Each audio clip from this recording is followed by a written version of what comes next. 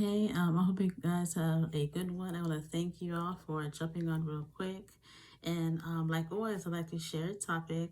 I titled this, What You Do Now Matters for the Future.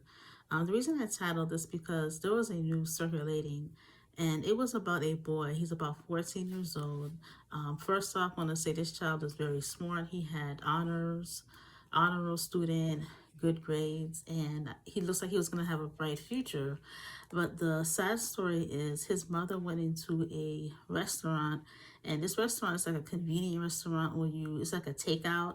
And so she was standing in line, and then she happened to got into an argument with some guy. I don't know what it was for. They're going back and forth. That guy was disrespectful and hit her. What she should have done when she saw it almost escalating, she should have just walked away. But instead, I first thought she was texting her son to tell him to come inside, and because this man, his grown man, hit her. But instead, it looks like from other sources, the boy was actually looking through the window and saw that his mom needed help. So he came inside and grabbed a gun out of his hoodie and shot the guy. Now, the guy was still alive. He was running out the store. And then the boy happened to run out the store behind the guy and shot the guy. And the guy died. Now, you may say, wow, he's a superhero. But you don't understand it. He's only 14 years old.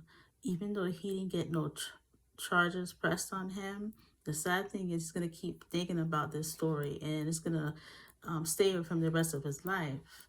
And so what the mother should have done was call the police. What I'd like to also give credit to um, is Crimson Cure. She's a YouTuber, and what she discusses is how the Black community, especially, doesn't hold doesn't hold itself responsible, especially for mothers, single mothers who tend to be the ones that's neglectful. Not all of them, just the neglectful ones. They tend to use their son like it's their husband. And in this case, this is what happened. She didn't really, instead of enjoying her son graduated, she should have focused on that. She was more so thinking about herself. And this is why he grabbed the gun to protect his mother.